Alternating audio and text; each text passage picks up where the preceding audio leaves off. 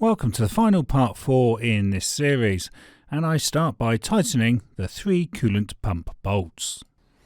So using a 13mm socket and setting our torque wrench to 30 Newton meters, we can tighten those 3 pump bolts, which are pretty awkward. So it's definitely not the easiest thing to get to, but we've managed it, so that's those 3 tightened. So we can now move on to tightening the 3 alternator bolts back up.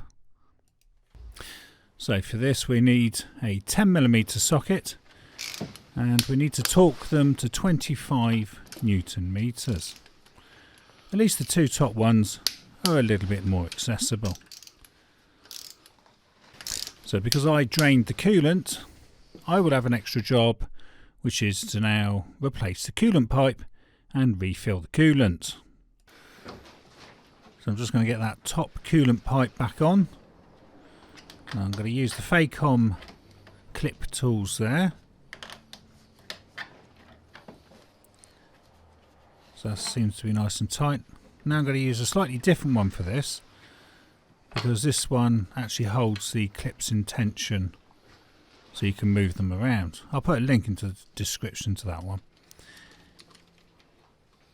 But this one at least you can sort of tighten it up and it will hold it in position while you tinker around. Okay, so that's my top pipe on. So I need to undo the filler cap or the pressure cap. Now what I forgot to do here was undo the bleed valve, and as you'll notice it will all come squirting out the top and onto the floor. Yeah. So make sure you undo this if you've actually removed the pipe and the coolant. That's quite handy because that actually lets the air out. So that's filling up a bit better now.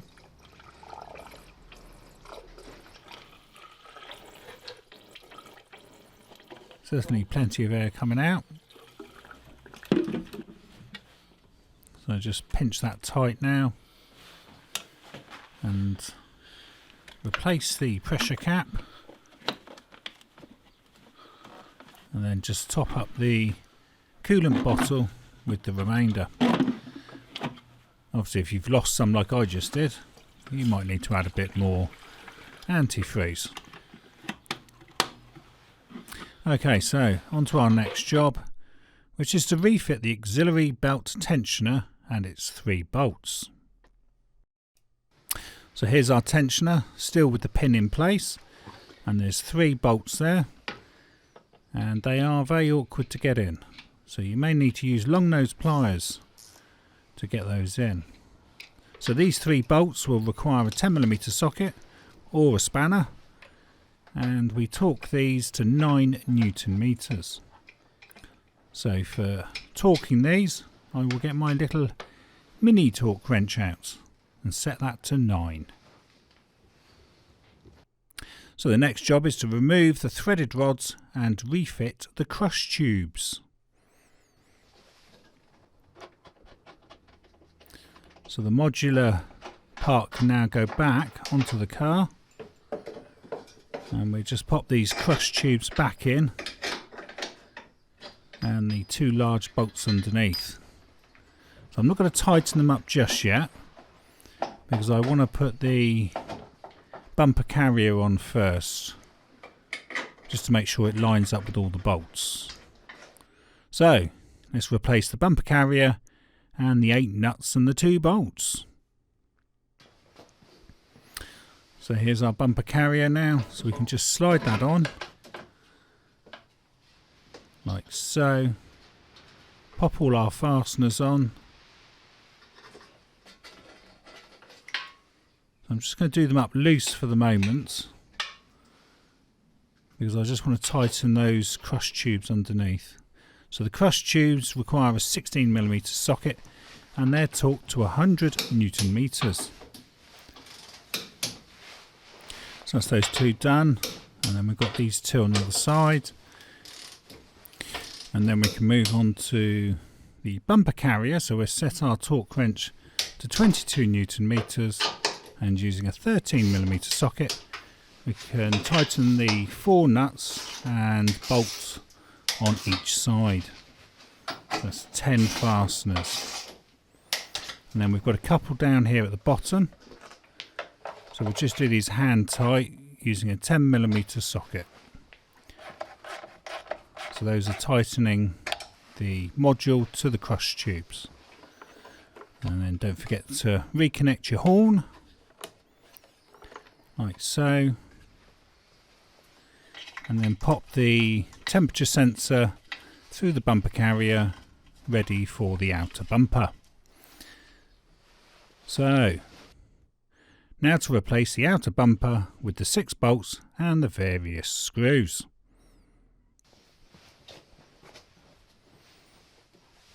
So we can lift our bumper and pop the sensor back in, like so. And we can now rest it on the inner bumper carrier. So we do need to connect all the lights back up. So I have tried giving them a little bit of a clean, because mine had gone a little bit green.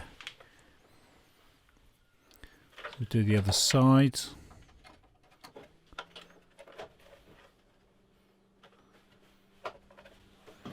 Okay, so first thing to do is to clip the bumper on in the middle. So that's now clipped, and then we've got the 2 bolts.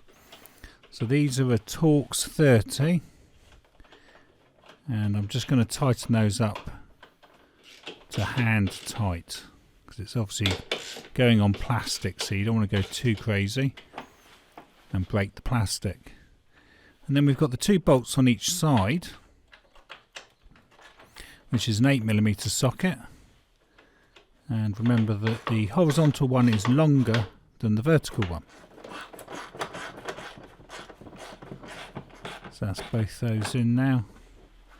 And then we just need to go under the car with a posi drive and pop the, it's either 3 or 5 fasteners. So now we can replace the engine mount, which is 6 bolts and 1 nut. So we do need to take the weight of the engine onto a trolley jack or something, and then I can remove the bracket that was holding it on with a 19mm socket. So I'll give that a quick little brush over. So let's take a photo here, because we have got various fasteners and various torque settings. Now we do need to note that the bolt underneath, which is quite a long one, should actually be replaced. So just bear that in mind. So we can put the engine mount back on, and then that bolt there on the side requires a 16mm socket. And then we've got the long bolt underneath, which should technically be replaced, because I believe that's a stretch bolt. So I will have to order one of those. So we're going to torque this side bolt to 68 Newton meters, and the one underneath is torqued to 56 Newton meters plus 90 degrees, and that's an E12 hex. So now might be a good time to refit the camshaft sensor.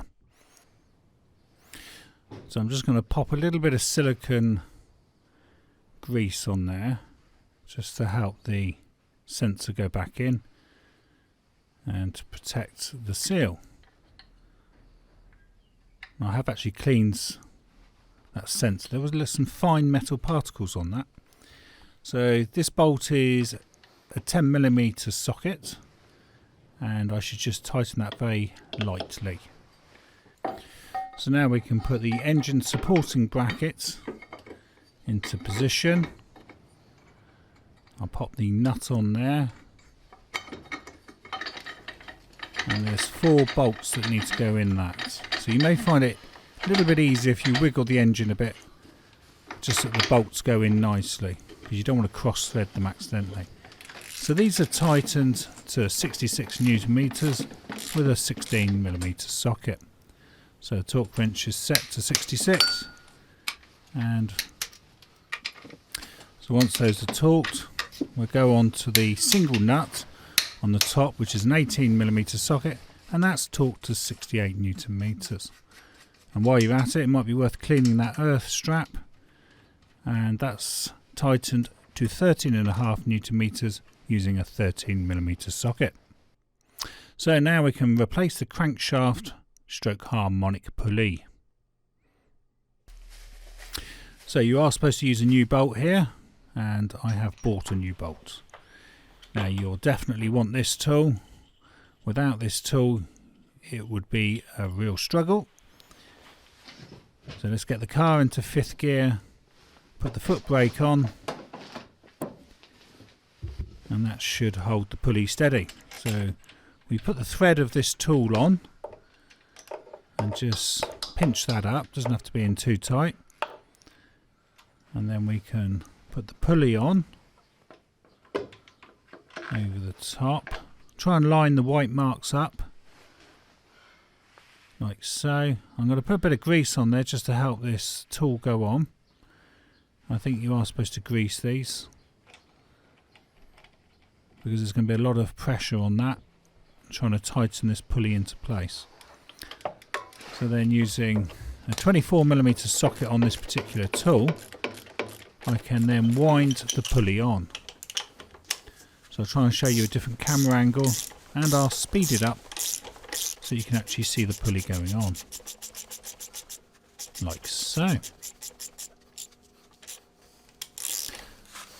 So once that's fully home, we can unwind it, remove that tool, which is extremely useful, like I said. Now I'm going to quickly wipe the grease back off the pulley, because that will affect the torque, and pop our new bolt in. So using a 15mm socket, we can wind that in, and then we just need to torque that now to 115 Newton meters, like so. So we can now go on to replacing the auxiliary drive belt. So I'll show a quick photo here of the layout, and what a terrible drawing, but there we go. I'm not much of an artist, so it's not too bad to put this on. It's definitely a lot simpler than most. So it is a case of just poke the belt up towards the top onto the alternator, bring it down on the outside underneath the tensioner, and the job's done. So we've just got to release the tension now on the tensioner.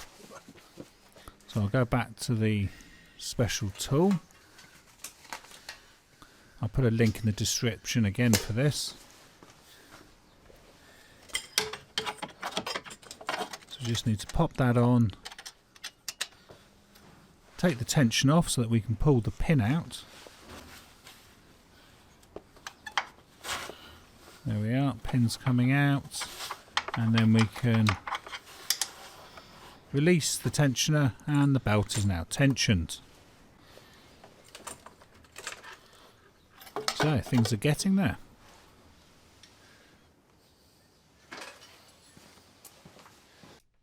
So just for my own peace of mind, I wish to confirm the oil pump is working before I replace the cylinder head cover. So this is purely to satisfy my paranoia that the oil pump may not be working or may not be primed. So what I'm going to do is generously apply some engine oil to the moving parts, especially that new chain, and then I'm going to turn the engine over just to satisfy myself that oil is actually going to be pumped out before replacing that cylinder head cover, because I'm not going to know otherwise. So I'm going to just feed the fuel line into a container, because she is going to start pumping fuel as soon as I turn the engine over. So let's see what happens. So there's no oil, no oil. Then you can hear the engine change tone, and we've got plenty of black oil coming out. this reassures me. So I can now move on to fitting a new cylinder head cover gasket and new spark plug seals. So apparently Mini do insist that a new gasket is fitted at this point, and those are the spark plug seals. So I'm just checking it lines up with the cover. So we've got 4 of these, 1 for each spark plug. I thought they'd be quite a hard fit, those, but they actually go in by hand. Right, so we do need to remove the old gasket, and I seem to have a little bit of RTV sealant on there as well. Makes me think somebody's had this cover off before. Well, actually, judging by the brown sealant inside, I think somebody definitely has. So you're better off using a wide punch for this, because a narrow one just punches a hole through it. So that didn't really help. So I've still got to get the metal ring out, like so.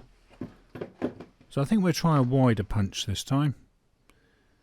Something with a bit more surface area. Let's try this. A cam tool. A locking pin. Well, that got it out.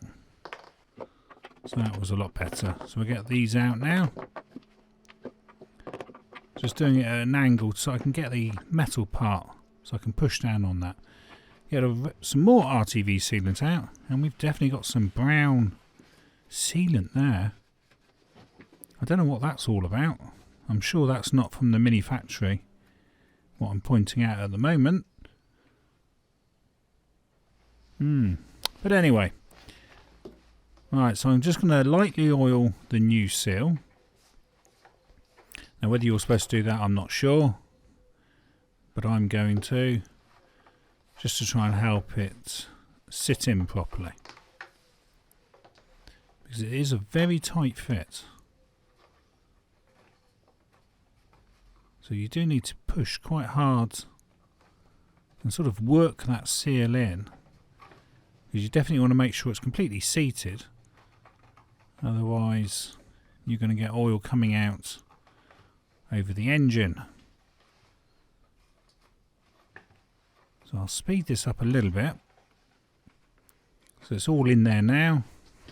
I'm just basically checking, especially around this curved area, that we are definitely fully seated.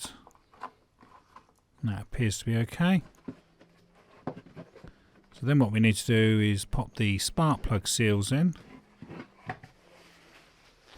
I'll just give those a little clean first, and they seem to go in extremely easily. I thought it would be quite a hard push, possibly even with a tool, but no, they just sort of drop in like so. And then I will give them a little bit of oil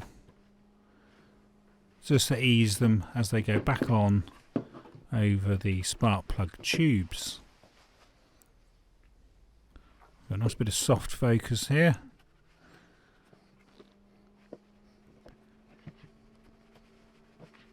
Right, so that's that done. Now to replace the cylinder head cover and torque in the correct sequence. So I'm just going to make sure the surfaces are clean, and I have given it a little scrape over as well, just to remove any salts and stuff on the aluminium. So that's pretty clean, so we can get the cylinder head cover now. And just make sure that gasket's definitely sat in correctly and it's not popped out at all. And then we can carefully lower it over the spark plug tubes. And it should just sit down nicely, like so. So here's a photo just to show the bolt layout, because 4 of the bolts are longer. And it's also worth noting the cylinder head tightening sequence. But I'll leave this photo in the video as well as we go along. So I'm just going to pop some of the bolts in. I did video all of this, but the B camera was on the bonnet and I didn't realise it was going to bounce around so much. So I've tried to stabilise it using software, but I have cut this part short because of the shakiness. So that's the bolts all in basically. That was bolt number 12 there. So using an 8mm socket, we need to tighten all these bolts in the correct sequence.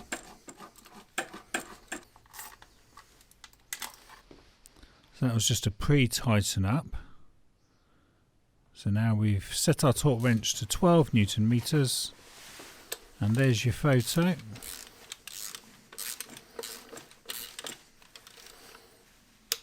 So that was bolt 1, then on to bolt 2.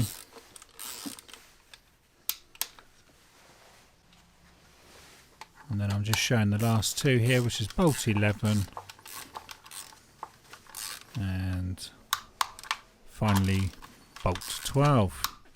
So the sequence is important. So now we can replace the vent valve, and I forgot to put the bracket on this when doing the engine mount. So I've had to take the bolt back out again so I can put the bracket back on. So I've got to re-torque all that now, and at the same time I should have actually put the vent valve on, because now I've got to remove the ground cable. So I can slide that back on, but before I do slide that on, I'm just going to get my pipe work in order, because I don't want to start popping it on and then finding I've got to pop it back off again. So what I'm going to do is get the injector connectors all back on first, so that's all settled. And then I'm going to work around from there. So we just pop this pipe back in there, and now I can focus back on that vent valve. So we have got a few little cables here. Right, so we've plugged that one in. I'm just going to do the cam sensor there. So that pushes down and that's locked in place. We've got a breather pipe there to the cylinder head cover. So I'm going to put the connector on the bottom of this vent valve. Let's get that in and out of the way now. And then we've got a couple of pipes. We've got the bottom pipe, which is on there. So I'll now put it back on the bracket. I can put the top pipe on. They all clip in. So I'm going to get the fuel pipe connected now. We get them all clipped together, like so. So you just pinch the metal piece there just to stop that vent valve coming back off. And then I'll need to retorque this now, the earth strap, to 13.5 Newton meters. So we can now refit the coil pack and the HT leads. So you have got to be careful you don't lose these little rubber cushions that are underneath the coil pack. I'll take one off there just so you can see it. They did all fall off as I lifted that off originally. So as you turn it over, try and make sure none of them drop off. If you can hold them in position while you get that seated.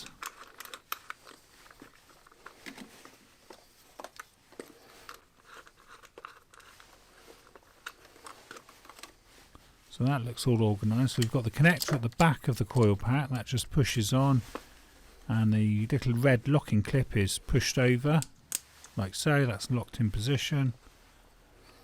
So I'm going to set my torque wrench to 12 Newton meters, and then using a 10mm socket we can tighten those 4 bolts like so, while we watch with my wobbly camera. Okay, so we can now retighten the spark plugs, and that requires a 16mm socket. So I'm going to set my torque wrench to 27 Newton meters. That is quite important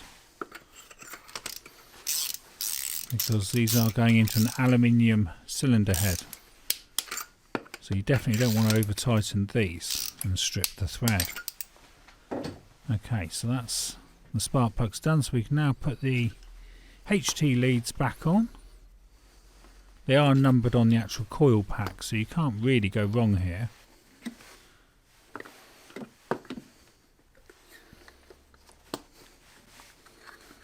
And then last one in, and that's popped. I'm just going to tidy those leads up a bit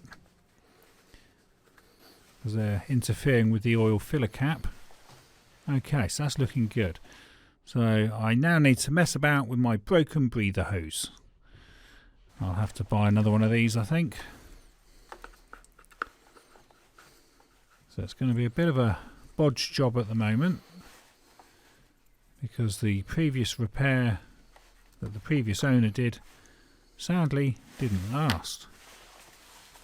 Super glue is good at some things but not everything. Anyway, so I've made some sort of pipe work there using some brass couplings, and hopefully that will see me through till I can order a new one. So that's the breather pipe on.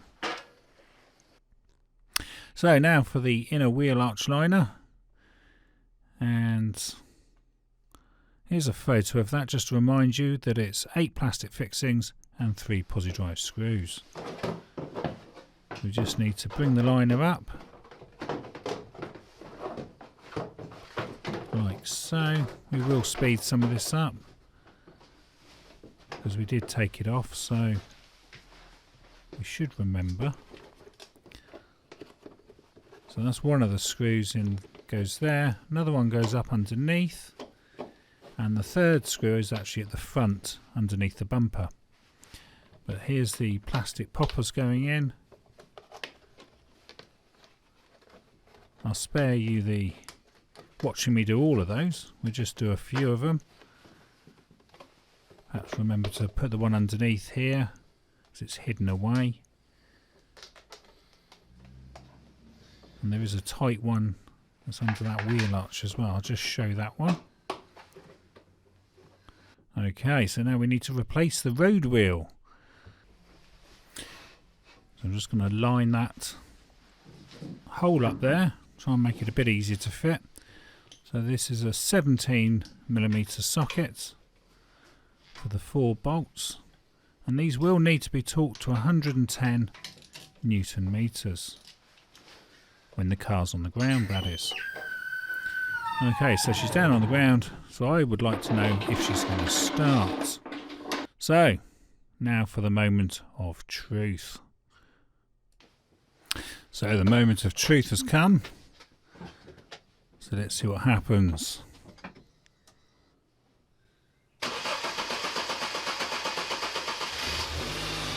Success. Sounds okay. So I think we've definitely solved the rattle of the timing chain. But I best not get too excited, as there's going to be another rattle. There it is. So I'm sort of ignoring that. You can... Nah, it's fine. There isn't another rattle, I'm saying to myself. So we'll pop this cover back on now. She's not leaking petrol, so all should be good. Drop the bonnet. And let's get it out the garage. And enjoy my new car. And she looks good. A Mini 7.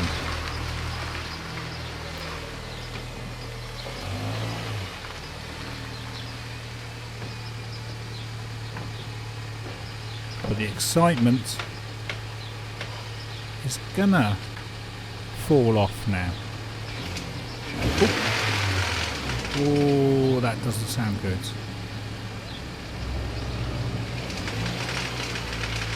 That sounds pretty bad. Yeah, the face of despair. There was me thinking I could just get on the road and drive this now. But I don't think so. So it sounds like I have a second rattle. Cured the timing chain rattle, only to get another. So we'll have another listen to this. So it seems to be whenever I put my foot on the clutch or release the clutch. So whether it's a clutch release bearing or something more serious, I don't know.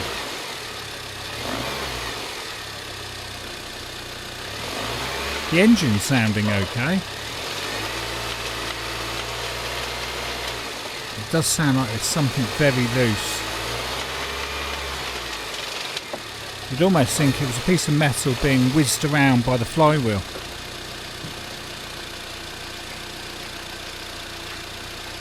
Is it a bearing? So I'll try with the clutch down. So when the clutch is down, it's quiet.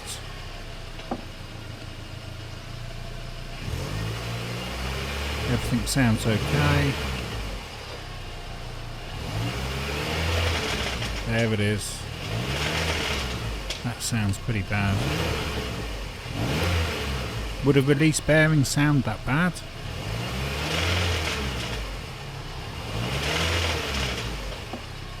If that's the release bearing, is there anything left of it?